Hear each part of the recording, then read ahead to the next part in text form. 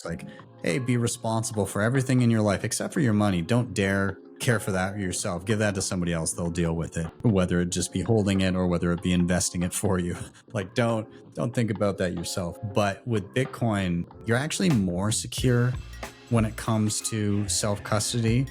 It's a mechanism to store the fruits of your labor to be used later. And it's really efficient at doing those things. And it's really efficient at not allowing other people to steal the fruits of your labor through printing. And so, yeah, I think down the line, Bitcoin becomes that Trojan horse, or that whatever metaphor you want, is the pin that pops the bubble. I think that's what we're about to witness at some point in our lifetimes. Recognize that they can't shut it down, but now they're trying to figure out how they can control it while letting it exist as if it was a choice of theirs. But yeah, I think that's what the next goal for them is going to be. Hey, we can't ban it, but how much control can we get? And that remains to be seen. There are tools out there where you can be self-sovereign, and I recommend people learn them and use them. But how much do people just bend the knee and go with the ETF? We'll see. Thanks for tuning in. If you're enjoying the show, I would really appreciate it if you could hit the subscribe button, which is the easiest way you could show your support for the show and help it grow, as well as making sure you don't miss out any of the future episodes. And also, I'm proud to announce that my newly launched Become Unruggable Bitcoin self-custody mentorship program is now live. So if you've been looking for a Bitcoin mentor to help you get your Bitcoin into self-custody, I'm now available to work with you one-on-one. Check out the show notes down below for all the different contact details: email, X, Nostr, whatever you prefer. And also a big shout out to StampSeed for sponsoring the show. Check out stampseed.com for more information. And now let's get the episode underway. Enjoy. Welcome to Your Bitcoin Story, the podcast where we dive deep into the personal journeys and the vibrant culture surrounding Bitcoin. I'm your host, Gigi, and today I'm thrilled to welcome a very special guest, the one and only Ben, aka BTC Sessions. Ben has been a true pioneer in the Bitcoin space since 2016, educating people on how to use and secure their Bitcoin. With over 12.5 million views on YouTube channel, he's built a massive platform helping countless individuals navigate their way through Bitcoin. But that's not all. Ben travels the world, speaking at conferences, running workshops, and even empowering political dissidents with knowledge on how to use Bitcoin as a tool for human rights. I'm excited to hear his insights, so let's get into it. Ben, welcome to the show. Thank you for having me. A very nice intro as well. Thanks for it. I appreciate it. No, you're most welcome. And thank you for taking the time to kind of switching off the camera. Well, actually, the camera is on, but I mean, like, taking time off from your day-to-day work. You've been shilling out some incredible amount of work lately. So thank you for everything you're doing. And thanks for taking the time to jump on the show. Well, thanks. Yeah, no, this should be a good conversation. I'm looking forward to it.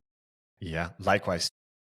To kick it off, Ben, since, as I mentioned, you've been in Bitcoin since 2016 in the introduction, that's nearly coming up to a decade now at this point. I don't know if it feels like a decade to you or it feels like more, but what was the initial spark and kind of what drove you to Bitcoin and how did you start your rabbit hole journey? Yeah. So before Bitcoin, my day-to-day job, my fiat job at the time, I was actually teaching little kids how to breakdance. Wow. So I did that for quite some time. And so in and around the time I discovered Bitcoin, I was primarily doing it in schools. So instead of them having a dance unit, I would come in for that unit for a week or two. And every class would learn a routine and I would teach them. And then by the end of the week, they'd do a performance for the parents. And so I was doing that. It was a lot of fun. I enjoyed it, but also the income wasn't amazing. Like, it was okay, but it wasn't amazing. And so I was trying to do some side hustles as well. And one of those things is I learned how to do some basic things. Like, I'd buy a used MacBook and then I'd tear out the hard drive and the RAM and I'd replace them with new parts, which didn't take too much skill. A few screws and the ability to pop in a Nintendo cartridge was about the skill set level required for that. But I would do that, and then I'd basically like flip the MacBook and sometimes make a couple $100 doing that.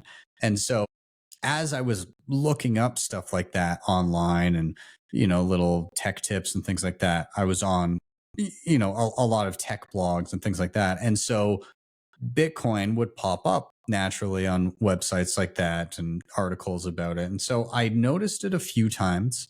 And in particular, I thought it was interesting. And then I noticed the price also as I was seeing it again and again. And so for that, in and around 2013, I noticed it a number of times, dismissed it each time, or thought, maybe I'll look at it later.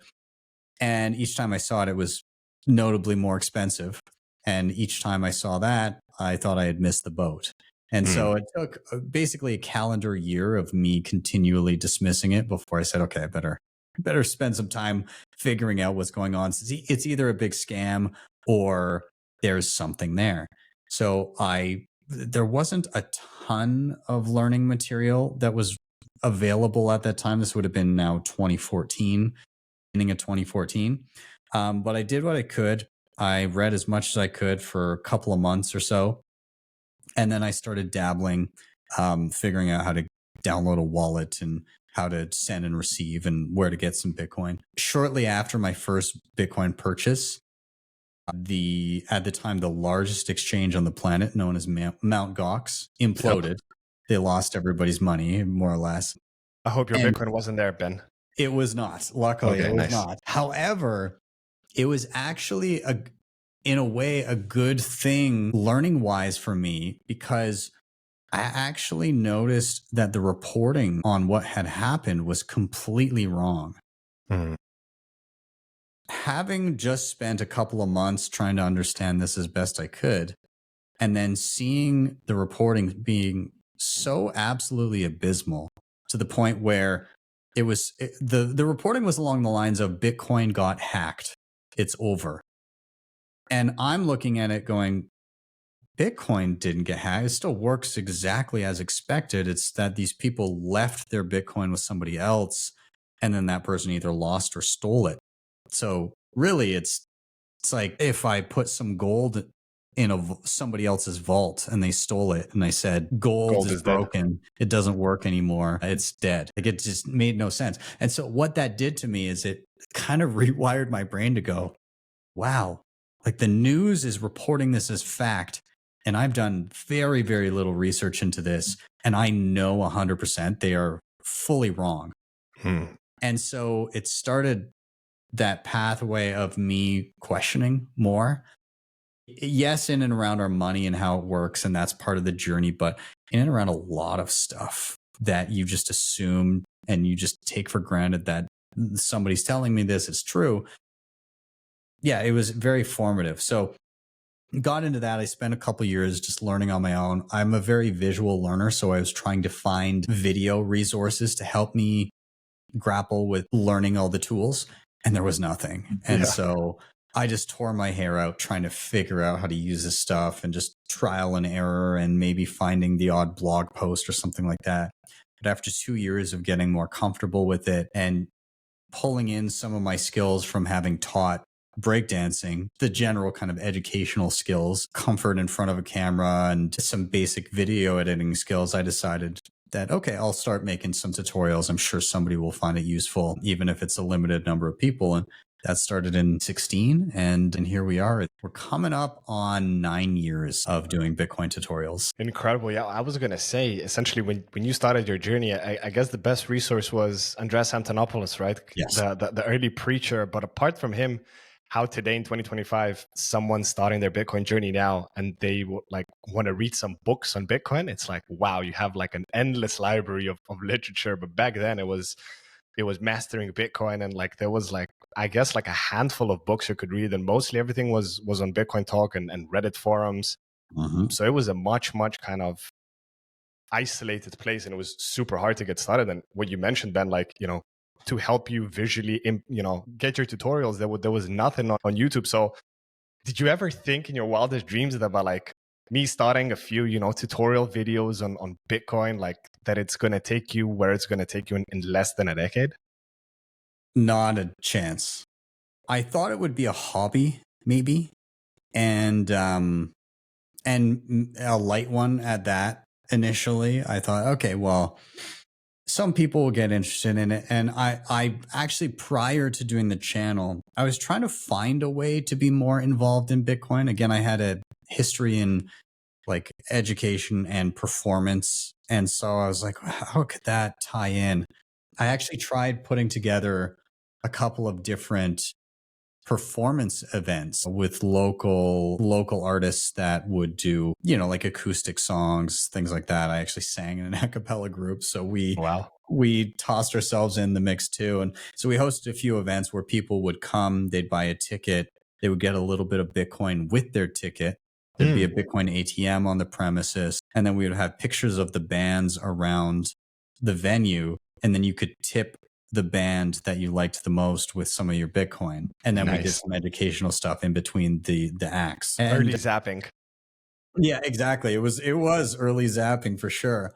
And those events, they went pretty well. Like, they were a lot of fun, but I also figured out, okay, well, this isn't going to be how I fit into the Bitcoin space. And so I called those events the Bitcoin Sessions, aka like kind of along the lines of like AOL sessions and like all of these where they would do like live acoustic events. And then that name shortened became obviously the channel. So so that was kind of the early formative years of figuring out how the hell I would fit into all of this. And again, when I started, the most common question I got was, oh, so you're doing tutorials on how to use Bitcoin. Aren't you going to very quickly run out of things to cover? Well, I can tell you that 9 years in, my list of things to do videos on is far larger and ever growing, and it's moving quicker than I can cover it because there's so many options and so many new tools that are constantly coming to market that, it's not a problem. No, for sure. I can totally relate. There's so many things happening and so many things you want to cover, but there's just such limited time. And I guess to ask you a question, like, how do you like shortlist the things now? Because as I'm sure you have an ever growing list, but Ben's also got only 24 hours in a day and 365 days in a year. How do you choose it? Like, it must be really challenging because I guess there's a lot of things you want to cover, but you really need to kind of pinpoint which ones and make a priority list. How does that go nowadays? Yeah. So part of it revolves around where in the price cycle we are.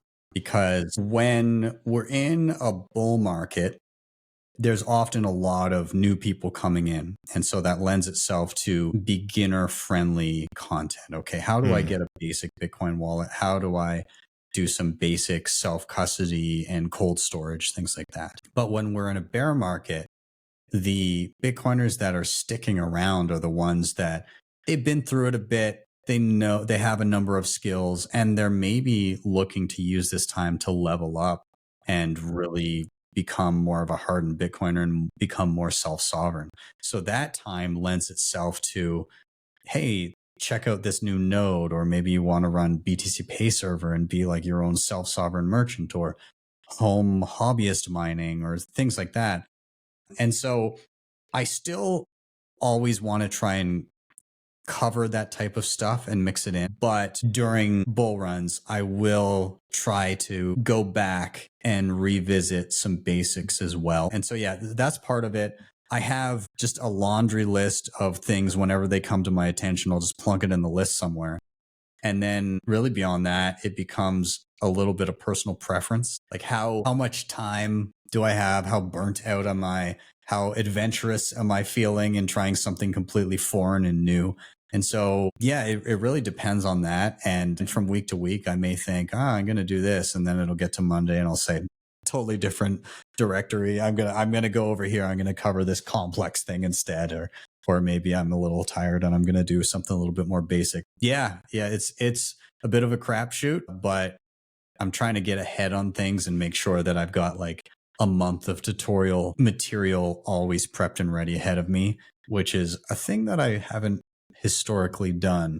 But now I'm trying to get ahead of it. I've also got somebody new that's coming onto the channel who is also going to be doing tutorials. Nathan, his name is Nathan. He's awesome.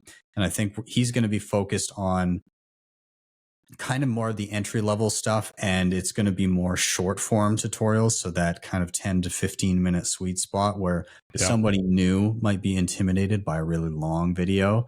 And this will be kind of like a nice, easy onboarding before we make them drink from the fire hose as I teach them with 2-hour epic long videos.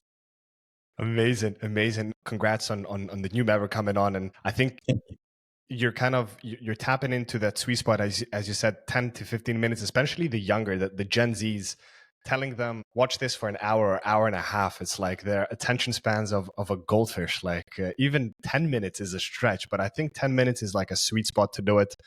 As you said, like for the newcomers, it's always important to be putting out stuff that's easier and kind of focuses more on the new people, because we have the 4-year cycles, and then, you know, we have the new classes that come in, and then they get washed out, and then they think Bitcoin's dead, they leave, and then the builders and the true believers stay in, optimize their setups, and then it revolves forward. But to comment on your kind of preference in doing on personal things, I think that's excellent, you know, and that just shows another kind of benefit of you working for yourself. You don't have someone telling you what to do, but you kind of focus on the things that you want to focus, which I think it comes across the most genuine and you know, honest, which is really good, because there's some people in the space that you can see they're clearly getting paid to do this stuff, and there's no enthusiasm or nothing. Same goes with me. I like covering, and you know, the companies that do shout outs to, and like you mentioned, BTC Pay Server. Usually I rock my BTC Pay hat. Today's an off hat day, but I just love representing companies or Seed Signer, that essentially it's not even a company, it's a community-led project. You know, there's projects that I gladly chill and talk about because I'm truly passionate and I use them myself. So, you know, I think it's super important. And unfortunately, in the Bitcoiner podcast space, sometimes with sponsorships especially, it gets a little bit controversial. You can't really be talking the truth that you want to be talking. You're inclined with agreements and NDAs and stuff.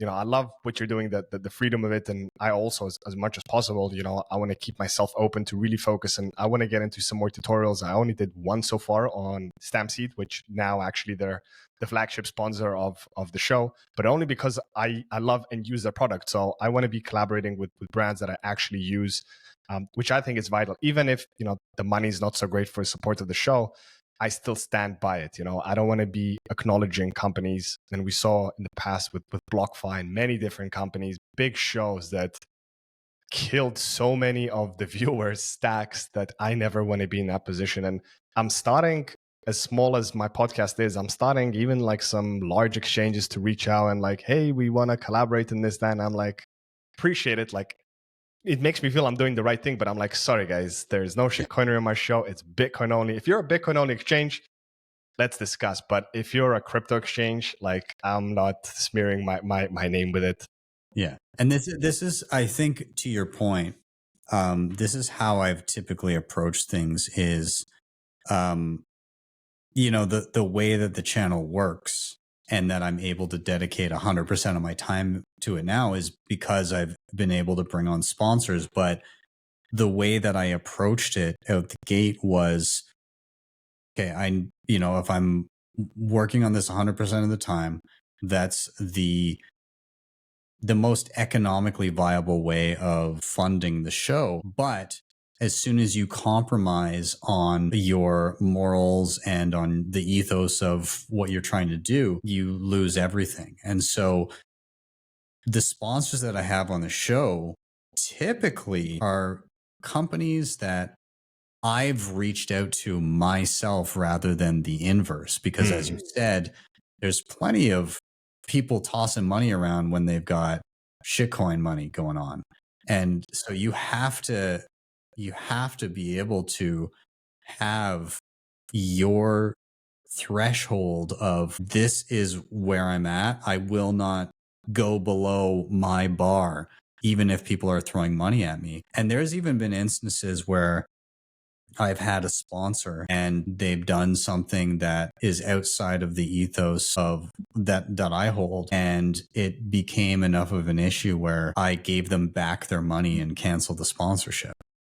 And so, and like on day one of the sponsorship, like something came to my attention. I was like, yeah, we're going to have to refund that. Yeah. So you've got to definitely watch it and be very careful around that. And, reputation is everything. And so it's important that you have an internal conversation and you understand, okay, this is why I'm here. This is what my goal is and what I'm trying to do. And who you work alongside can very much impact that. So you just need to be cognizant of it.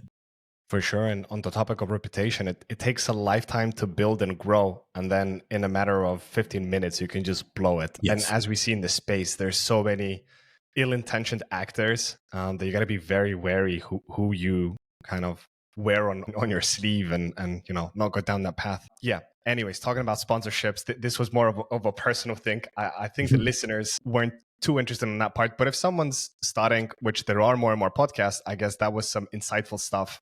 Don't go for the money, but follow the heart and be true and honest to your own morals, which is the most important part. Ben, I want to swing now the conversation a little bit to something that I think essentially is the most important part and something that you've dedicated so many hours on, which is self-custody. Still today in the year of 2025, where we've seen so many rugs from projects, third parties, exchanges, and now, of course, with ETFs, and no ETF was rugged yet because it's only a matter of time. Still, people are leaving their coins on Coinbase, on Binance, on Kraken, thinking it's just another bank account. Essentially, what's your take on self-custody? And let's focus more on like the newer listeners, people that are still not in self-custody. Why should they take it seriously?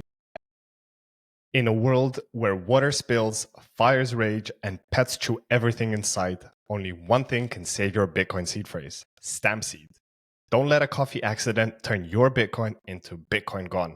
With StampSeed, your seed phrase is engraved in metal, safe from elements, toddlers, and your own clumsiness.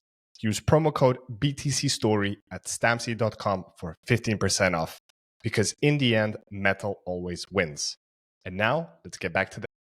Yeah, I mean, if we're going back to the reason Bitcoin was created in the first place, well, why was Bitcoin necessary? Well, a couple of reasons. Number one is we didn't have a good digital option for a sound money, right? Like we were just pigeonholed into the legacy financial system, and we all know that they can create money at will, which causes inflation, but enriches the people that get the first access to the newly created money because they can buy assets with it at the existing prices at the time. And then the inflation rears its ugly head down the line, blue collar workers being the last recipients of it, the hardest hit. So there's that aspect of it. But there's also the censorship resistance. There's the, if I want to transact, is somebody able to tell me no? If I want to receive money, is somebody able to tell me no? Is anybody able to easily confiscate my wealth without any sort of due process or walls in their way? And with the legacy system, again, that is not the case. You're completely at the whims of that system. And in a lot of instances, it's not even legally related. We've seen with plenty of examples where people just arbitrarily get their bank accounts shut down and they just lose access to the financial system because the company that is handling their affairs doesn't like something about maybe their political views or their business or whatever. And so, not to mention people that just don't have regular access to banking.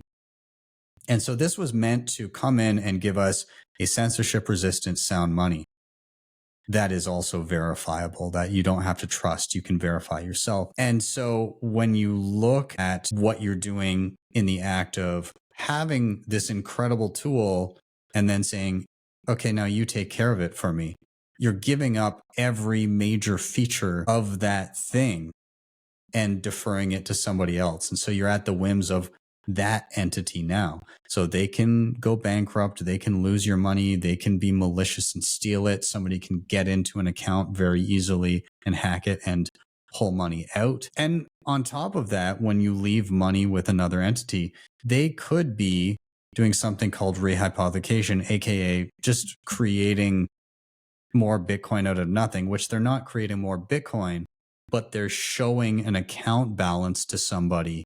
And that account balance may not actually have Bitcoin backing it. And so at least temporarily, until they implode, they're hypothetically And in practice, I guess they're able to temporarily inflate the supply of Bitcoin or the perceived supply of Bitcoin, whereas the demand that somebody has that would have been spent buying Bitcoin is just being piled into an account and no Bitcoin is acquired. And so then the price is not reflecting that demand. So there's a variety of reasons why you wouldn't want to do it, namely having full ownership of your own Bitcoin so that you can enjoy all of the features that that enables.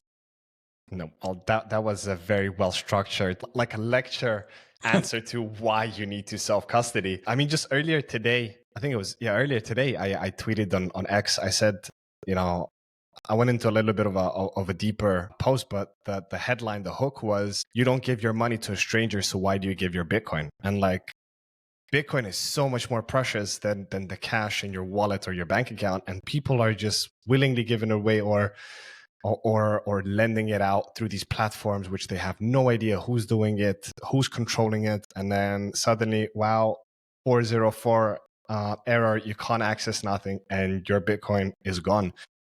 And at one point, like, I don't understand, like some Bitcoiners, I've been in the space for 5, 6, 7 years, still don't self-custody. They're still just like keeping it around on third-party platforms. How many lessons does it take? And do you think as we progress and more people come in, and now especially with ETFs coming around, which is kind of the hot topic in town on Bitcoin, especially for the bigger boys with bigger money, do you think we will see more and more self-custody or less? What's your take on it? I think first we'll see as a percentage, first we'll see less, and then we'll see that come up again. Every cycle, there's some major implosion. And every subsequent cycle, the narrative from at least legacy or newcomers or whatever, the narrative is we grew past that. These new ones, these are different. They're somehow better. They're more responsible. We're no longer in the early phases of Bitcoin. The space has matured. And so from cycle to cycle, 2013, what happened? Mt. Gox implodes. Let's jump forward a cycle. 17. Oh, we've gone past that. It's better now. We've got better exchanges. Largest exchange in Canada, Quadriga CX, implodes. There's a Netflix documentary on how insidious that was. Jump forward another cycle. Can't possibly happen again. We're well regulated. FTX, this is like the gold standard for exchanges. The guy's parents are, I can't remember what their jobs were, but they're like there was some university lecturers or something, I believe. Yeah, officially. yeah, and they had like high up, like there was a point to pointing to SBF's parents and saying like, look, they're in government or whatever it was, but they had some sort of prestige. Like, of course, this is incredible. Like and what happens? It blows up again. And so I think that we're just going to get larger and larger scale rug pulls because it's like baked into the system, and it's not Bitcoin that's at fault here. And this is often what we see in the headlines. It's, look, another Bitcoin exchange went bust. That it's so corrupt. It's not corrupt. It's efficient at pointing out corruption because you can't fake that you don't have it. Our existing legacy system is inherently corrupt in that it's built upon debt that can never be paid off. And so when shit hits the fan in that legacy system, how do they fix it? They just print more corruption and more counterfeiting. They paper it over. They create more money to pay out the banks that didn't have the money because nobody has the money. And so when the banks begin to custody Bitcoin and they continue to exhibit the same qualities that they've always had, inevitably there's going to be blowups. Now, as we get to the upper echelons, to a degree, there's an ability to do bailouts, not in the form of Bitcoin, but in the form of dollars that will then be used to potentially buy more Bitcoin. But what does that do to the Bitcoin price? It raises it. And so there could be an end game where the scale of loss on perhaps some type of ETF or whatever is so large and so catastrophic that there will be an inability to print enough money to buy back the Bitcoin before the Bitcoin price escapes that, at which point the fiat becomes useless. So this is a very far down the line eventual thing that may come to fruition, but I don't see banks and the legacy system and all of these entities, I don't see them changing their behaviors. I think, and our system, I think, is much more wrought with fraud than people even know. And we already know that it is. And so, yeah, I think down the line, Bitcoin becomes that Trojan horse, or that whatever metaphor you want, is the pin that pops the bubble. I think that's what we're about to witness at some point in our lifetimes. Imagine this: the market's crashing, exchanges are freezing withdrawals, but you are cool as a cucumber because you are unruggable. By joining my Become Unruggable mentoring program, you will get one-on-one support to safely move your Bitcoin into self-custody. I'll guide you step by step at your own pace, as well as making sure you have a rock-solid recovery plan in place. Take control, stay sovereign. Get in touch with me via X, Nostr, or send me an email at becomeunruggable@proton.me, and let's make you unruggable. Yeah, well, hopefully it doesn't, and hopefully it washes out. It truly drains the swamp, because essentially the big crisis that we had in 2008, nothing really, like, the guys that caused it, they didn't go, nobody served any time. They just got big bonuses. They got bigger penthouses in Manhattan, and kind of life just went on. They just carried on printing and draining the system. And since COVID, banks, which most people, I find that fascinating, most people don't realize that, at least in the US, it was perfect timing. It was first week of March 2020, just as the world went into lockdowns. They eradicated percentage of reserves that banks need to have. So it's 0%. And it's still to this day, 5 years later, banks need to have 0% cash. So the lessons are never learned. And, if there's any asset that could wipe out the system, I truly believe it is Bitcoin. And since ETFs came around and got approved earlier last year, I was rambling on about nearly every episode. I was asking guests, and I'll bring it up. I'll ask you, Ben. I didn't ask this question for a long time, but what do you think are the likely chances that some of these ETFs, and perhaps even BlackRock, are just selling paper Bitcoin to their investors, that they don't actually own the Bitcoin? Because going back to what you said, don't trust, verify, the whole ethos of Bitcoin is you can verify the address that really has the Bitcoin it claims to have. But I think there's maybe one or two ETFs, ARK and another one, that actually disclaim their public address. Nobody else disclaimed it. They just say it's with Coinbase. But then you look how much Bitcoin Coinbase has, and it's much less than all these ETFs guys claim to have. So what's your take? Do you think there is some paper hand Bitcoin already happening now? I'd say to a degree, there's got to be at least a little bit. Because they don't change, as you said, right? Like, they've been doing their corrupt stuff and rigging the game for so many centuries that now suddenly they're not going to be angel boys with Bitcoin, right? Yeah, exactly. My hope is, because I think at some point there's always going to be people that defer, that just don't want the responsibility, that defer some type of custody. What I hope comes to fruition is, and not that I'm wishing ill upon anybody, but you've got the entities, I think it was iBit, maybe, whichever ones that are actually doing proof of reserves and saying, hey, here's the address, you can audit us. Of course, that means nothing without proof of liabilities. Like, you need both hand in hand.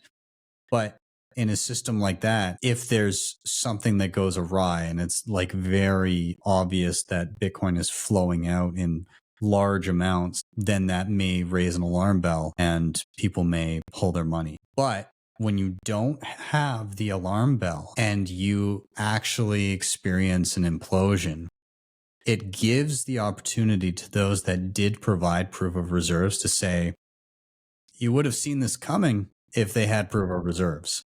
And so I think ideally, and again, ideally in a way, I think it's inevitable that there's going to be some sort of disaster like that at some point in the future. And my hope is that when that does strike, it's one of these ones that didn't have any sort of proof of reserves, and that the others point that out and it becomes the norm, so that people at least have a canary in the coal mine if something's going awry. It doesn't mean that they're not going to lose people's money, because they're still custodying people's money and they are a honeypot. But at least there's a warning shot that rings out when something starts to happen. So yeah, I don't know the extent of it or for certain if anything's going on right now. But what I'm saying is, inevitably there's going to be something where there's some sort of loss incurred, whether intentionally or unintentionally. At some point, they will have more liabilities than they have actual assets under their control. And that's going to have to be grappled with and dealt with and fixed somehow. Well, I guess we'll just have to wait and sleep and live on it and see what happens. But at least for us guys and all the listeners who have their Bitcoin in self-custody, guys, you have nothing to worry about. Just sit back and enjoy the shit show. And once the Black Swan event happens, be ready with some dry gunpowder to buy Bitcoin on sale. I guess that's the best advice that we can give you at this point. Nobody really knows how much Bitcoin you have unless you're tweeting on screenshots on X, which most people, every time I see someone showing, oh, I'm nearly at that one Bitcoin mark, it's like, man, don't. And then I scroll through the comments and people are like, delete this, like, don't. And other people are cheering, like, come on, yeah, like, hodl, let's go. And I'm like, don't do that. Like, you never want to publicly say it, because if the worst happens and you have decoy wallets, then essentially, like, they don't know what's your total stack. And it's not like a bank account when they log in and they're like, okay, you've got the savings, got the current account, just drain. But with Bitcoin, you really don't know. So there's, I usually tell people there's two rules of Bitcoin. The first one is you never publicly disclose your Bitcoin holdings. And the second rule is never forget the first rule. Like, it's a no-go. 100%. So that's on that one. I want to ask another question, and then I've got a follow-up with the self-custody and something that you've been essentially driving. But what's your take on seeing the mempool clear? Did you ever imagine that we are kind of in the semi-bull market? People are saying, will the bull market start? We are in the bull market. Personally, if I look 2 Januaries ago, we were at 15K, and now more or less we're fluctuating between this 100 and 95, but let's just call it for ease of sake, K. We're like so high up, and I would have never thought that the mempool would clear, and there's hardly any transactions happening on chain. And to be honest, I don't know about you, Ben, but like I use my Lightning now just for Zaps on Nostr. Like the payouts that I do everything on chain because it's so cheap, and I try to contribute and help the miners by doing some transactions on chain, but it's insane. Like 1-2 sats per VByte midst bull market. What's your take on that? I mean, there's a number of factors I think that contribute to that. One is, again, you've got a financialization of Bitcoin happening where some people are just deferring to financial products like the ETFs. So that is a part of it. Again, in terms of scaling and transactional nature of Bitcoin, a lot of people are using Lightning. For all the Bitcoiners that have been around the block and use Bitcoin regularly, especially for like medium to low amounts, where are they doing it now? Well, they're probably doing it with a Lightning wallet. And so that is also changing the dynamic there. And then on top of that, for the on-chain stuff that is happening, well, I mean, a lot of the speculative, hey, we're going to put ordinals and runes and all these like data related stuff, that seems to not be happening nearly as much as it was even just a year ago. So, I mean, maybe that's just fallen off. I don't know if we'll see a resurgence of that, but yeah, regardless, it's good to be prepared just in case. But I think people are just cognizant of also being more efficient on chain. I think when I look back historically, so let's say end of 2017, that bull market, at the end of it, fees were absolutely astronomical, and there were no tools to deal with it. Everything was inefficient. Every single exchange, if you were withdrawing, it was an individual on-chain transaction to withdraw. And so the backlog of transactions just got built up so much. Every wallet, the fee estimation was horrible. So it would just kind of default to whatever the highest was. Some wallets didn't even give you options for transaction fees. It would just default to the highest one. There, Segwit, which kind of optimize for transaction size and thus reduce the cost. That was available at the end of 2017, but it wasn't largely rolled out. Most wallets didn't have it. Lightning was not a thing.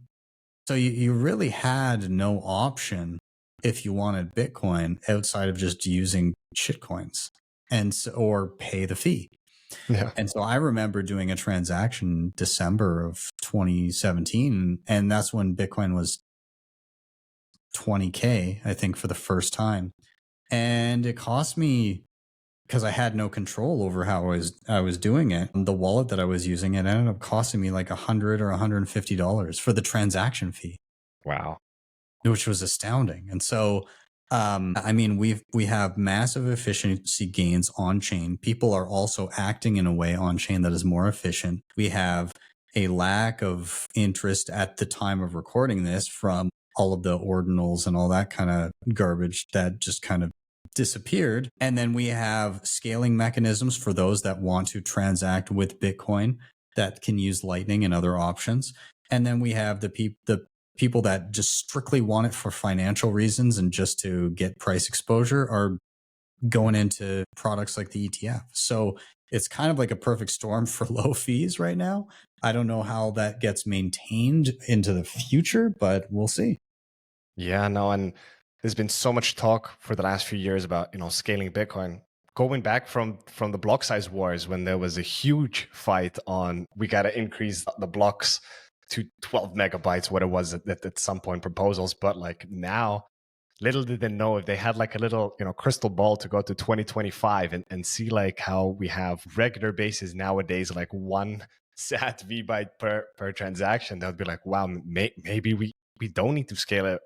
But then again, maybe it's that phase, as you said, Ben, like these fees might not last forever. So I also urge a lot of people to manage their UTXOs. I think that's like the perfect time to take advantage of it. And there's still a lot of people that don't realize that do DCA regularly on a weekly basis and withdraw to their wallets and withdraw to their wallets. And, they're thinking they're doing the right thing, but then they end up 1 year later with a bunch of tiny little UTXOs. And then when the fees spike up to 50 or 100 or 150 sats per VByte, you're basically sitting on a pile of Ash UTXOs because it'll cost you more for the transaction than actually to transfer the value. So times like these, like, listeners, take it as a blessing in disguise. Like, manage your UTXOs and see, it might not come again. It might stay the way it is. I think you got a really good point, Ben, there, that people have a lot more options and there's a lot different layers now. It's not just Lightning.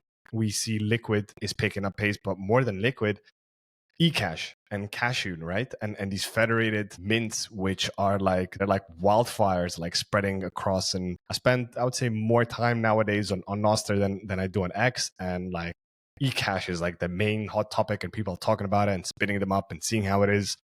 What's your take just briefly on eCash? Because we had like a nice segment on self-custody, and now it comes to like eCash, where it's like you're giving away your self-custody to a trusted, as much as you can trust, a federation of someone or some people that are holding your Bitcoin, and then you get your eCash mints and transact. What's your take on that? And how much have you had experience with that? Kind of, what's your firsthand experience with eCash?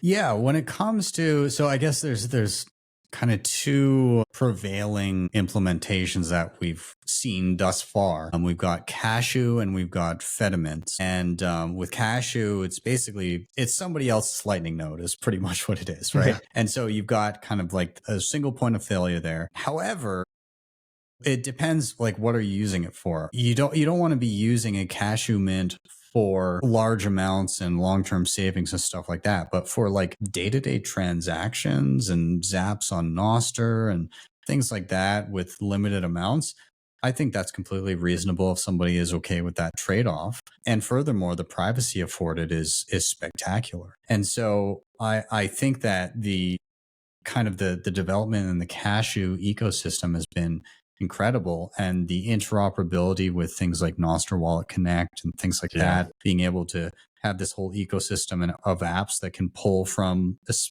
particular wallet that you've connected is great. When it comes to Fedimint, this is something where yes, there's a trust element, but you can distribute some of that. You don't have to have a single point of failure. So you can have effectively a large multi-sig where you have a number of key holders, which are known as guardians.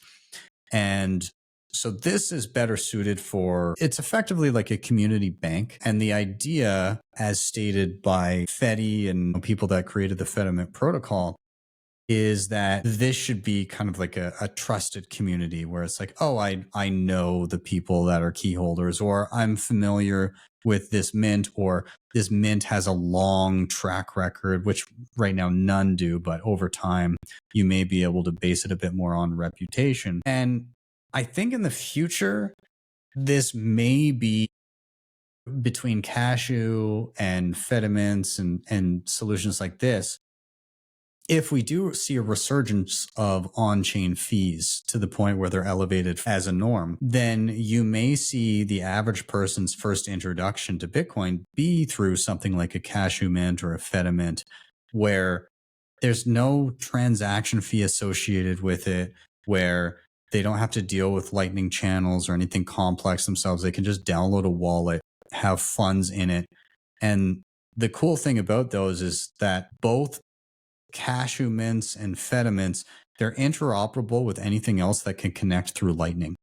And so you might be using Cashew, I might be using a Fedimint, somebody else might be using a liquid wallet that uses bolts in the back end to swap, and somebody else might be using an on-chain wallet or their own self-custodial Lightning thing.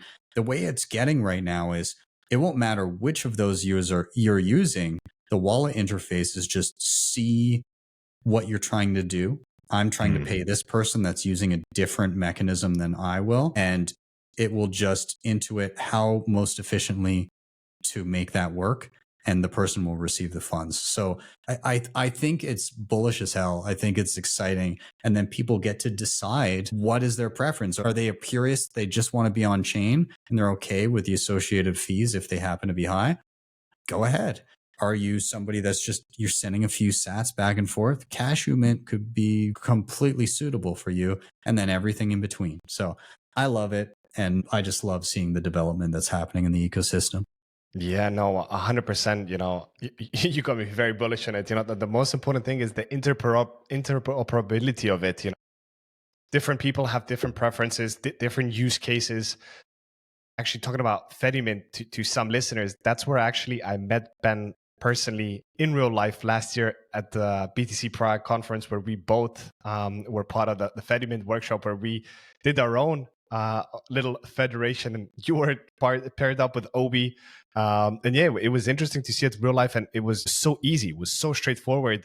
I think kind of at the moment, the use case for Fedi especially, it's, as you said, it's more for like community driven. So like, let's say third world countries that, there's like a village that everybody knows each other. It's not like a big city where you have no idea who's living next door to you and you're expecting to be in the same federation. So I think over time, it's just going to expand. And once again, it caters different use cases to different people. But the beautiful thing is no matter what you're using, you can transact between each other.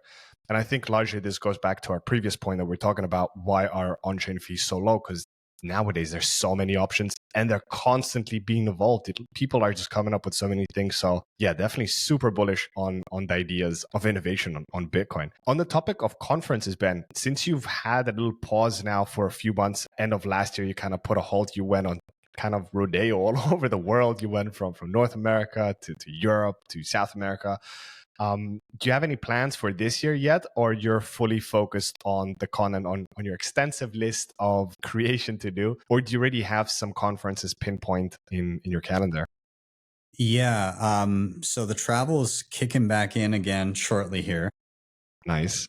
I've actually got my birthday coming up, and I decided to celebrate it at PubKey in New York. So Perfect I'm going to place. be, yeah, I've never been to PubKey itself, but I've met the owners and everything. And I thought it'd be kind of a cool thing to do. So I'm going there, at the end of March. And just before that, I'm going to my first mining conference. I'm going to Mining Disrupt. So I'm really excited to be a part of that one. That should be a lot of fun. Beyond that, funny enough, there's a couple of real estate guys in Toronto that have been completely orange pilled. and they're called Rockstar Real Estate, and they've been orange pilling the hell out of all their clients. And so a lot of their content, yes, it's focused around real estate and precious metals and stuff like that, but then they've injected this Bitcoin side of things and said like, hey, the only reason this other stuff is a thing is because the money is broken. And this is better money. So you should probably pay attention to it. And so I went to that event last year and it was awesome. So you get that newcomer. I get to live vicariously through people again as they discover Bitcoin for the first time, which is great. Nice. I love it. But then beyond that, I'm going to the Oslo Freedom Forum for the Human Rights Foundation in May. And in June, I will be at BTC Prague again. So I'm going back. I love that conference. It's so good. It's a lot of fun. We're doing one in Calgary here in my city, very, very end of June, called the Bitcoin Rodeo. And then I'm going to be out in Vancouver for Learning Bitcoin in mid-August. So wow. I'm jumping around a bunch. And then that's not to even say what happens in the fall. I don't have that pinned down yet, but there will probably be things in the fall too. Wow. Well, certainly Ben's going back on the road trip. You've got a lot of things lined up. I was expecting like 1, 2, name drops, but then you took on a ride. Yeah. But yeah. But I'm really happy to hear you're going to be going back to Prague. I'll also be there again. Personally, to me, it was one of my favorite Bitcoin conferences, even though it's big, but like it feels small. And the people that are there and the organizer did a fantastic job last year. I unfortunately didn't go to the first one, but definitely this year I will be there. So I'm looking forward to seeing you in person and reconnecting with a lot of Bitcoiners, meeting new Bitcoiners, and seeing what new happens. But yeah, it's exciting on that end. Leaving the desk and going and kind of networking and mingling with people in real life, which is what life should be all about. At the end of the day, it's not all about YouTube and X and Nostr. You want to go out and socialize and get feedback, Yeah, I think I'm ready to. I've been home for a little bit. There have been a couple things that I've been out of town for very briefly, but Canadian winter sucks, man. So it gets cold and grim. Yeah, exactly. So I'm ready to get on the road again and start seeing people again. So I'm sure I'll be burnt out by late fall next year. Amazing.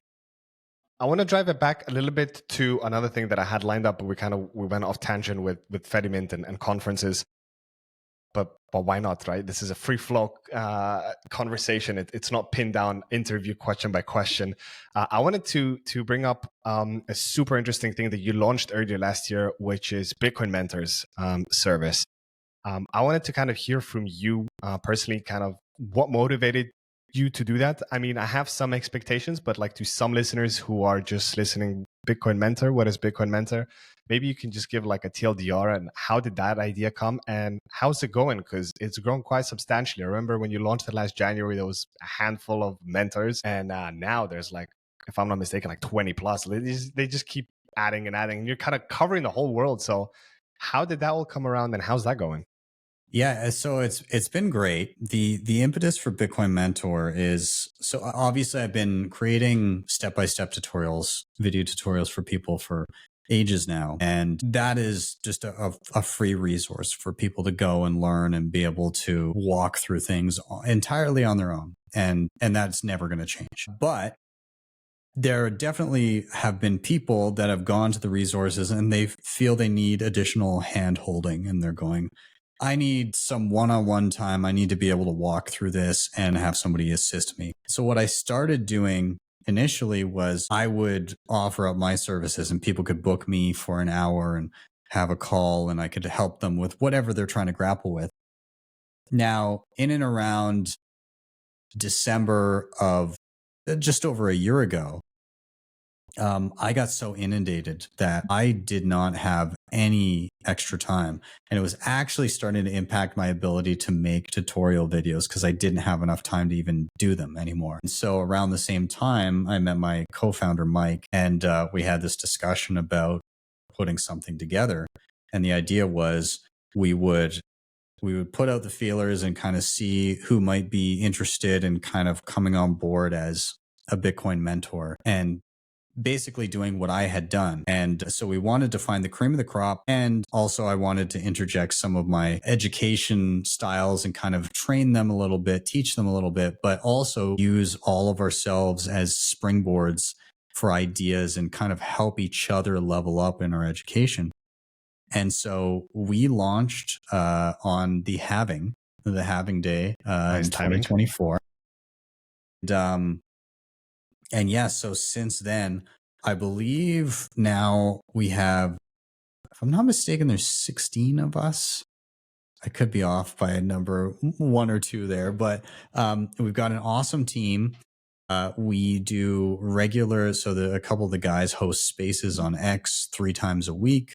We, of course, are busy with people coming through the door, trying to learn all kinds of different stuff, either doing a la carte one session or doing larger packages where they're going to go through a learning journey and kind of really level up their entire self-custody and self-sovereignty setup. And then we've also started doing kind of a weekly, I guess, like weekly calls that people can pop into and just have some general discussion. And so we're working on like an app where people will download the Bitcoin Mentor app and they'll be able to join us socially and have access to kind of like live chats where they can throw in quick questions and get quick responses for resources and all kinds of stuff. So it's been going well. We're getting close to being a year into it, and we don't plan on slowing down. I think we're also going to have some in-person events at least once a year. We're looking at doing our first one coming up here near the end of June, and we're going to do it in the Rocky Mountains. So like right near where we are. So I'm in Calgary. So it's about an hour drive to Banff. So I think we're going to do a little getaway / workshop and fun adventures and stuff like that. And people will be able to come out to that if they're so inclined. No, that's awesome. And, kind of hearing how much progress has been done in less than a year. When you started, how many people were you? I guess it was just you, your co-founder, maybe someone else kind of. We brought on a handful of people, but the staggering thing was the number of people that applied. Okay. So you weren't expecting the floods of applications. No. And I mean, we can only handle so many people as a group, and we want to make sure everybody's busy. But I'll tell you, when we put out the feelers and we said, who wants to come be a part of Bitcoin Mentor and be a Bitcoin educator? And I didn't associate I didn't put that my name was on it. It was just a general, we put it out to Bitcoiner Jobs and a few other places. We had 350 people apply. Oh, wow. So yeah. A lot of resumes to go through. Yeah, exactly. So we kind of had a filtering process and we really whittled it down to start. And then we've kind of had like a few little swaps here and there. But yeah, right now we've got about 16 of us. Amazing. Well, I mean, all the best of luck, Ben, with everything you're doing with that. And, you're kind of differentiating it a little bit from other people in the space, the Bitcoin way, a Bitcoin advisor, fantastic institutions as well. Yeah. But I think they're primarily just focusing on, just having sessions with the clients, but you're kind of going a little bit further, doing some social gatherings through the X's, doing some in-person events, which going back to what we just talked about, conferences, it's super important to go out and experience things together. Doing a workshop physically is so much different and so much more engaging than looking at a screen on a Zoom call. So it's fantastic. To me, as I told you right before we started the call, and by now it's already public, I believe. I'm also kind of starting this Bitcoin mentoring specifically on self-custody. I don't want to focus as a Bitcoin mentor because there's so many things you can do. Self-custody is one of it, but then on the self-sovereign individual, running your own node, different setups and stuff. But I think as a get-go, just to focus on one thing, self-custody is super important. And I just, I love the fact that there's so many people doing it because it's not like I'm competing versus you, you're competing versus me. There's so many people coming in every day. But the more people that actually started, and anyone listening who has been helping their friends, family, anyone essentially get set up with Bitcoin and has some knowledge on it, doesn't have to be just self-custody or programming or how to start something. Just go out and offer that service. Usually a lot of people say like, I would love to work for a Bitcoin company? And I like to reply to those tweets or notes. I go, well, start offering a service, start helping other people for Bitcoin, like there's your Bitcoin job, like that's the best way. There's so much work to get done. And thanks to you again, Ben, there's so much free tutorial. Like there's a huge library and it keeps compiling every week on week that, like you can just go out and start giving a service and helping people, because someone also doesn't have the time. Someone that's got a 9-to-5 job, they don't have an hour and a half to listen, to a BTC Sessions video. Thankfully, with Nathan coming on board, they can listen to 10-15 minutes. Yeah. But still, there's still some people that are unsure about themselves and they would rather have someone to work with and make sure and have those questions, because a YouTube video is good, but you can't ask a direct question to the person presenting. So I'm just really bullish on the educational part, which was never kind of, as I call it, the sexy industry. But in Bitcoin, it's like a must, because if you don't know what you're doing, and especially with self-custody, it can be very slippery slope, and it can end very badly. So all the best of luck with everything you're doing. And I was super happy to see when you launched it and seeing how everything's evolving, and you just drop in kind of what are the next things for it. Super bullish in that. So awesome stuff. Thanks. And again, like I like what you said is in and around, it's not too much of a competitive thing with other people. Again, like everybody's going to have their own teaching style. Everybody's going to have their own approach to how to tailor these things. And I think that so many people out there are doing incredible jobs. So like, okay, you brought up Bitcoin Way. Love those guys. I've seen them at BTC Prague a number of times. Tony is awesome. And like they're very, very skilled. And so what they do, like what Bitcoin Way has done is they've kind of ironed out what they believe is kind of like the best, most optimal security setup. Yeah, exactly. And so they've said like, hey, this is kind of the way that we think, thus the name, the Bitcoin Way. This is the way that we think you should be set up. We will teach you exactly as we've set it out, and we will lead you through that process. And at the end, you will have this skill, this skill, this skill, this skill, and you'll be set up like this. And so they're able to then, with the setup that they've done, completely fine tune and train their staff and say, hey, this is the process. This is how you teach it. And so it allows them to specialize in the process that they're teaching. And then like with ourselves, we've kind of taken a different approach where, again, it can be a la carte. It can be a larger learning journey where it's a bit more kind of where you can swap in options and things like that. And so it becomes a bit more of a, I suppose, like a choose your own adventure type thing. And we can have default options, or we can interchange. And, we give some flexibility in and around that. And those are two completely different approaches. And some people will gravitate to one over the other, but I don't think it's mutually exclusive. Like, I don't think that just because one exists, the other shouldn't. And I'll continue to say that, again, the Bitcoin Way guys are super awesome. And I think it's, for a lot of people, they make the choice to use Bitcoin Way, and for them, it's going to be a great option. And I don't know, hat tip to them. They've been doing really good work, and I can't wait to see them again in Prague.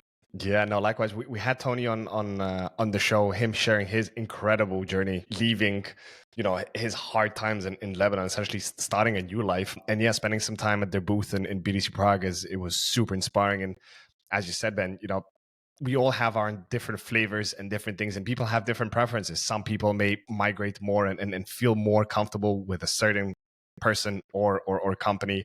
And it's down to giving people the freedom of choice, right? And what I like with your perspective, what you're doing with Bitcoin mentors, is having a variety of sessions, because nobody has the same needs, the same likes. Also, depending on the budgets, someone doesn't want to go crazy all out, but then someone that has, a few Bitcoin and they want to go all out, they can choose that. They don't have to go for like small little packages. So you offer a lot of things. I will also be, starting giving like 3 different options, like a light one, like a more pro one, like the full self-sovereign, and then like a legacy one where you go full out, even like it finishes on the node where you're like running fully everything yourself. And some tips of which I like, which talking about Bitcoin Way, focusing on security, like some advice on how to be more digitally secure, not just Bitcoin exclusively, but people are so vulnerable with the setups they have. So yeah, give the choice to people, and also have a differentiation between people that are yet to get into self-custody and people that are in self-custody but are unsure, is my setup actually good? Because this is another thing that is super important. Self-custody always revolves and there's always new things popping up. So it's important to stay on top of things, try out new things, and just get a validation that you really, your setup is really as hard as it should be. Yeah. So kudos on that one, Ben. I want to bring it up on positive notes, talking about a little bit on human rights and something you mentioned. You're going up to Oslo. And I mentioned that also in the introduction, you work with political dissidents on using Bitcoin as a tool for human rights, and you also do workshops, if I'm not mistaken, for the Human Rights Foundation. How has that experience been, and kind of how did that all start? I guess it was your personal passion on helping people that are having it the hardest. Yeah. Working with the HRF has been some of the most rewarding moments in my entire Bitcoin journey. And I think what they're doing is so, so important. And I'm always so happy to be at those events and be involved. And so, I met Alex Gladstein, I think in 2020 or maybe earlier. I can't quite recall. 2021, actually, perhaps. But I had seen him around a number of times and we were familiar with each other. But then, funny enough, after there was a couple impetuses that kind of put the wheels in motion. I was invited to the Oslo Freedom Forum, funny enough, the first year when it wasn't in Oslo because everything else was shut down. So it was in Miami. But I went to that event and I got to attend and I got to do a little bit of emceeing and education and stuff. And that was a lot of fun. And then the following year was actually the Canadian trucker protest. And so I was involved in helping with that fundraising initiative, which then kind of culminated in the Emergencies Act, where people's bank accounts were being frozen and donations were being seized and all of that. And Bitcoin ended up being the only digital donation method that actually reached its intended recipients. And so while we didn't do everything right and we weren't 100% successful, we were the only, as I said, the only digitally successful fundraising effort. And so with the lessons learned from that, I was able to kind of take some of those lessons and also funnel them towards human rights defenders and political dissidents in jurisdictions where things can get much dicier than it got here in Canada. I started regularly attending the Oslo Freedom Forum, which is amazing. They've also been doing these events in Nashville called the Global Bitcoin Summit, where they get together Bitcoiners and developers and political dissidents and human rights defenders. And they have like a tight knit, small event where we all get to interact and learn from each other. And then more recently, I've been co-hosting quarterly webinars with a girl named Anna Chekovich, and she just does incredible work. She is part of the Anti-Corruption Foundation that was founded by Alexei Navalny, who unfortunately passed away in prison, but he was a very vocal opponent of Vladimir Putin. And so we've been hosting these webinars, again, teaching human rights defenders the very bare bones basics of getting started with Bitcoin, creating a wallet, backing it up, recovering it, sending and receiving transactions, just giving them that initial set of skills so that they can begin to navigate the idea of accepting Bitcoin donations on behalf of their foundations or moving money internationally in a way that can't be censored. So that work has been amazing. I can't wait to get to the Oslo Freedom Forum again this year. And we do have a webinar coming up here in March, I believe. Again, the one that I just alluded to there. And so it's great work. I love being involved and I hope that I can continue to be involved for the foreseeable future.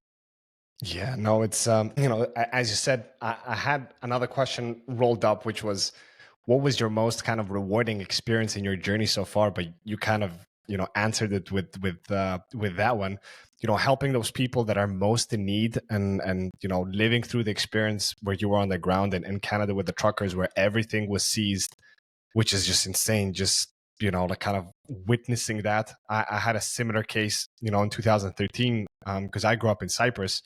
when the haircut happened, when people were just saying, how could that happen? But like, it was a surreal moment. I physically wasn't there. I was during my study years, I was in London, but my parents were there, my friends were there.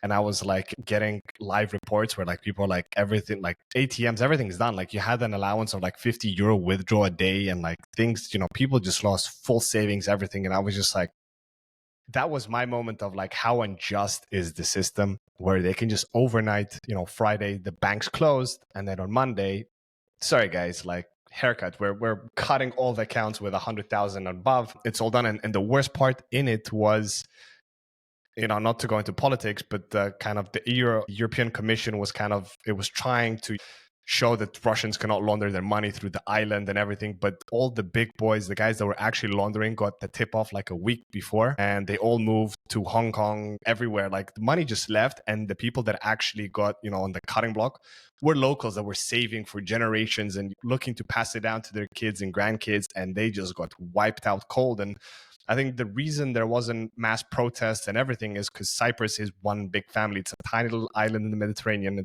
The whole population's, 1 million people. Everybody was just in utter shock. How could that happen? And going back to Bitcoin, I think also Cyprus helped to give that spike in 2013, because Bitcoin, in a matter of days, as that was happening, it just shot up to like, it went from like $20, $30 to like $250, like a 10x in a matter of like days, because people were just looking for ways out, like how to actually, preserve it. And it's crazy that it's been how many years? It's been over a decade, and people still trust their banks. People still hold their funds there. They're getting their crappy yield that they're getting. If they would have been holding their money in Bitcoin, they would be so much more secure and so much more better wealth preservation. And especially now in Europe, which I departed last year, I couldn't, with the whole bureaucracy of anti-money laundering laws, and you need to prove this and that, and who you're getting money through, and why you're sending it to this person, and show this. And just recently, last month, with the European Union passing the travel rule, even with Bitcoin, where you need to disclose the person you're sending to, sending their address, if it's yourself, validating with a selfie like we used to do in Binance in 2017. All over again. It's insane, this kind of GDPR law where it's to protect the individual privacy. You need to be giving your private data to third parties, and you have no idea where they're storing, where their servers, and these honeypots, just like people stealing that data, going to the dark web, selling it off, and you're just getting hacked left and right and center. It's crazy. These regulations are just making the place so much more unsafe, which is an oxymoron, don't you think, Ben? Yeah, it's unreal. I remember conference I went to. It would have been the Bitcoin conference in 2021. BISC, which is like a peer-to-peer buy and sell Bitcoin tool. they had a banner, and it said KYC is the illicit activity, which I thought was great. So yeah. Nice.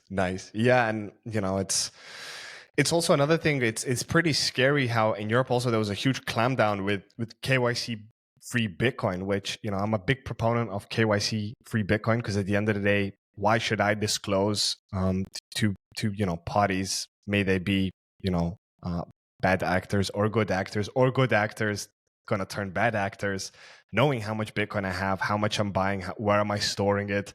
And specifically in the EU, where I was based for most of my life, like the on-ramps were just getting closed down, and a lot of services that were offering it for free slowly lowered the limits, and then just basically now since January switched it where you need to disclose everything, which is the scary part, where kind of your privacy is fully eradicated. Now, of course, there is other aspects of mixing and different ways, but why should you go through all those hoops when it could just be easy to get the non-KYC Bitcoin? That's why I tell people a lot, try and exchange your goods and services for Bitcoin. That's your best way to be accumulating Bitcoin, KYC free Bitcoin. But what's your take on that, Ben? Do you think it's just going to get harder and harder with time? Like these regulators will be clamping on more, or at some point, like enough is enough and things need to roll back, or you don't see that going back? I think they're going to fight tooth and nail, but I also think that tools can improve and are improving. The tricky bit is, and it's really funny, is the regulations that they are that they're placing right now are kind of relying on how on-chain Bitcoin works. But when people are using things like Lightning or eCash through Fediment or through Cashew, and then some other options as well, you can't really do the same things that you can do with on-chain Bitcoin in terms of traceability and auditability. So I'm curious how they're going to grapple with that, or if they're just going to say you can't use those things.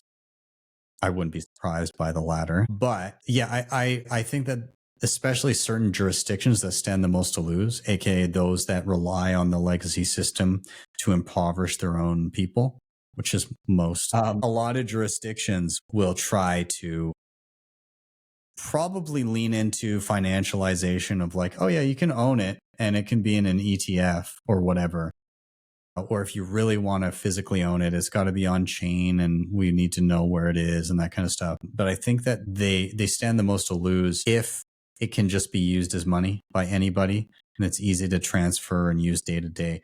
That's where their monopoly begins to dissolve. And so I think that's where there's going to be the most opposition. They recognize that they can't shut it down, but now they're trying to figure out how they can control it while letting it exist as if it was a choice of theirs. But yeah, I think that's what the next goal for them is going to be. Hey, we can't ban it, but how much control can we get? And that remains to be seen. There are tools out there where you can be self-sovereign, and I recommend people learn them and use them. But how much do people just bend the knee and go with the ETF? We'll see. Yeah, but some of the tools, just to share, and I'm sure there's some listeners like, come on, Ben, spill the beans on the tools. One tool which Ben has a really good tutorial about is how to buy Bitcoin on RoboSats, where you're buying it through Lightning.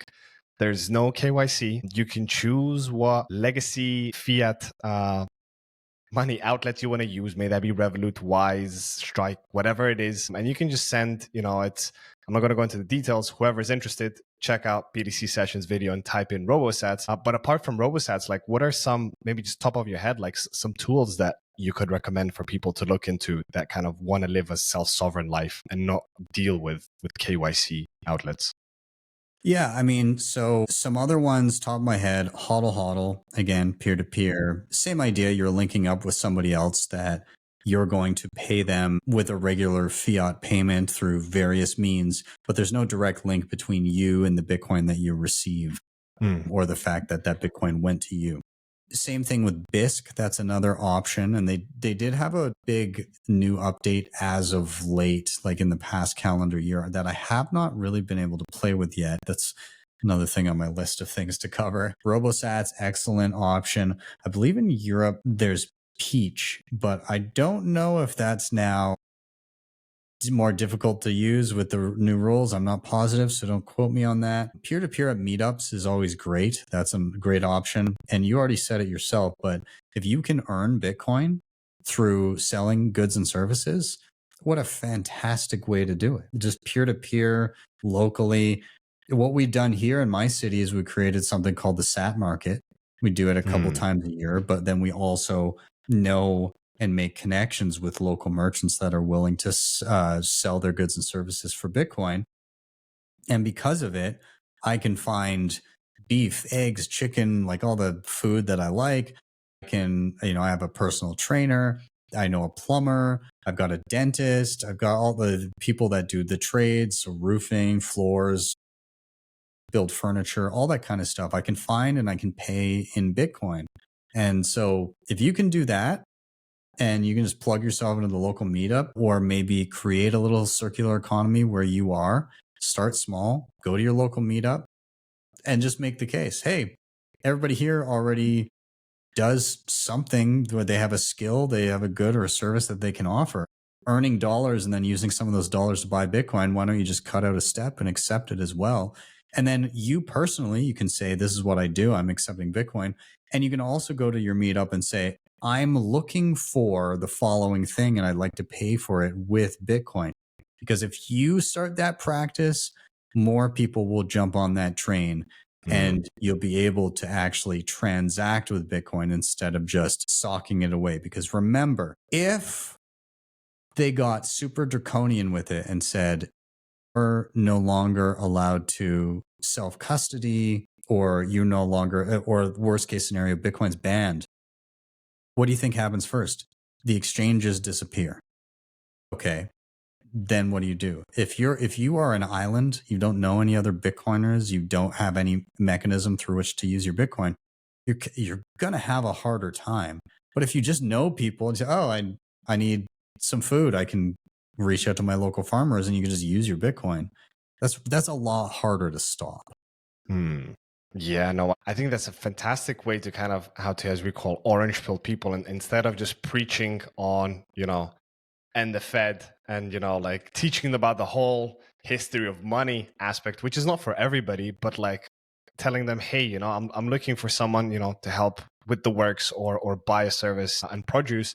And you can actually sell it to me directly and earn this Bitcoin in a transaction instead of, just like buying and hodling, which I used to be a big proponent of hodl it all the way. But then since switching my life roles and now living off my stash, I'm no longer hodl it, it's actually live of it. And even if I wouldn't have done that, I tell people, at the end of the day, Bitcoin is money. It's here to improve your life, invest in yourself. If there's something you really want, people talk about like Bitcoin's so much better than real estate, but if your goal is to have a family house and at some point it's just a fraction of your stack, with all means, go out and acquire it and know, peace of mind, you have your own house, you have a roof over your head, because some things are more important than just material. Numeral numbers on the screen of how much wealth do you have. At the end of the day, life is short. We're here to enjoy it. And I think, the best we can do is Bitcoin helps us improve our lives instead of, living with a mattress on the floor and just stacking everything into cold storage, because you never know when your life is going to end. So I think Ben is of the same thought on that. Essentially, Bitcoin is to be used, not just stacked away. Yeah, exactly. It's a mechanism to store the fruits of your labor to be used later. And it's really efficient at doing those things. And it's really efficient at not allowing other people to steal the fruits of your labor through printing. Yeah. Ben, as we round up this amazing episode, I ask all my guests, what is one piece of advice? This episode was littered with advice for newcomers, but just to close it off on your Bitcoin story fashion, what is one piece of advice, Ben, you would give to someone that's either listening or is about to listen to this episode that is only starting their Bitcoin journey? What is that advice you would give them, Ben? Yeah, I would say don't get into a cycle of analysis paralysis where you think there's so many different things that you have to learn that you don't pull the trigger on any. You just need to take the first step. So figure out where you're at and what the next logical thing to learn is, and then just start with that and just keep it simple. And then you can just progress like that. You don't need to learn everything right away. You don't need to drink from the fire hose. You can gradually build your skills. And the other thing is, you don't need to know everything about the next thing you're trying before you try it. The act of trying is the learning mechanism. So go out, get your hands dirty. It's okay to make mistakes. You can be cautious and make little mistakes here and there. That's how somebody learns. So don't be shy about it. Dive into things that you're unfamiliar with, play around. And then if there are things that don't work, then the questions that arise from that will make you a better Bitcoiner. So just keep experimenting, keep learning, keep stacking your skills on top of your sats. Amazing. Those are super wise words, Ben. And just to add to it, and definitely check out BTC Sessions YouTube channel, because there's like an avalanche of content for you to grind down.